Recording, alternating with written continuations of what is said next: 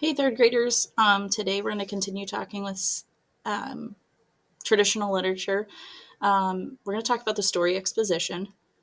Okay, so if we think about that story mountain, the exposition is the beginning. So it's setting the stage, it's getting the story started, talking about characters and setting. Okay, and then as we continue through in a couple days, we'll continue talking about the story mountain with our traditional literature. So, our teaching point: thoughtful readers consider the story's exposition. Exposition, again, is just that setting, character, where the story is taking place, and understand the importance of character setting and problem in setting the stage in the beginning of the fictional story. Okay? We need to know the characters, the setting, and the problem right away so we can begin to connect with our characters and we can begin to learn and understand why they're acting and doing the things that they're doing. So, be mindful of how fictional stories go. Readers are introduced to characters, setting, and problem. We can't understand the rest of the story unless we understand the setup or the beginning. Okay? Think about when you're thinking of baking a cake. Okay? You can't physically put the cake in the oven until you have all your ingredients measured out, mixed together, and poured into the pan. Okay, it won't work. That's kind of like the setting, okay, or the exposition. We can't know the rest of the story unless we have the characters, the setting, and the problem. Okay, we can't continue to read. It just won't make sense. Okay, so we are going to watch. Hopefully, the sound quality is okay. But we are going to watch Little Red Riding Hood, and I want you to be thinking about the exposition. Okay, and then we'll talk about it at the end.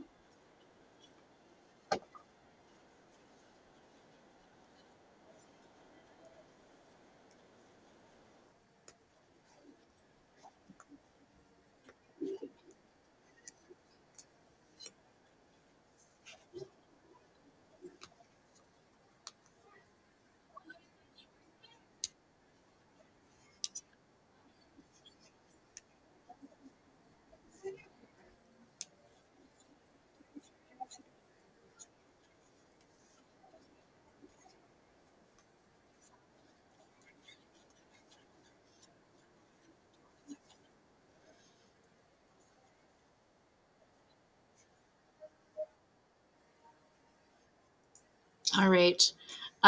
Cute story. I would say some of you probably heard it, but maybe not all of us have heard the full traditional story. The exposition or the beginning, if we're thinking, that's where we learn about Little Red Riding Hood loving that red cape, going to her grandmother's house, wanting to take a picnic lunch. That's setting the stage. That's getting us to the problem.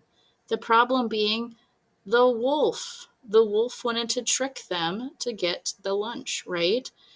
If we didn't know the setup or the beginning, the problem wouldn't make sense to us. But because we know that Little Red Riding Hood was taking the picnic lunch to her grandmother's house with the red cape, that's why it makes sense.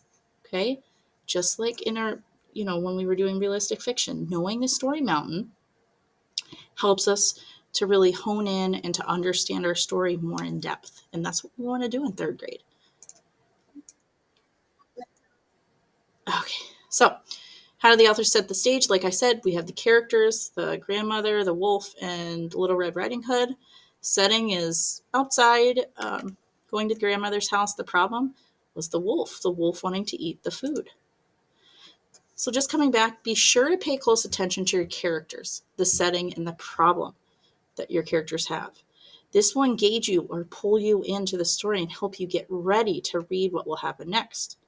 Continue to do that during your independent reading. When it pulls you in, that makes you want to read more. It makes you not want to put that book down, and that's what we want. We want you to be so engaged that you don't want to put your book down. Okay, so your jobs today. You're going to read a short fable, "The Fox and the Stork." Okay, so you are going to do a very similar activity like you did before with the character traits, and then write a sentence or two about the evidence. So maybe a trait might be brave. Well, where does your character show bravery? Okay, and I'm not saying the fox is brave. I just picked one out of air. But you want to have a sentence. The fox is brave because in the story he blank. Okay, see how I put that into a sentence. Please make sure you use the typing tool. Okay, you have this in your packet. Okay, so feel free um, to open up your packet. Well, you have to open up your packet to the story. So it's in that Aesop's Fable packet I passed out. Feel free to write it down first if you want. If you want to just go ahead and type it right into your Seesaw activity, you can do that too, whatever you're comfortable with. But please make sure you use the typing tool. Okay, so the story is in the packet. So is the activity. The activity needs to be submitted, though, via Seesaw so I can check it. If you have any problems there, please let me know. Again, if you have any questions, though, join that Google Meet. I would be glad to help you. Hope you have a great day. Stay warm.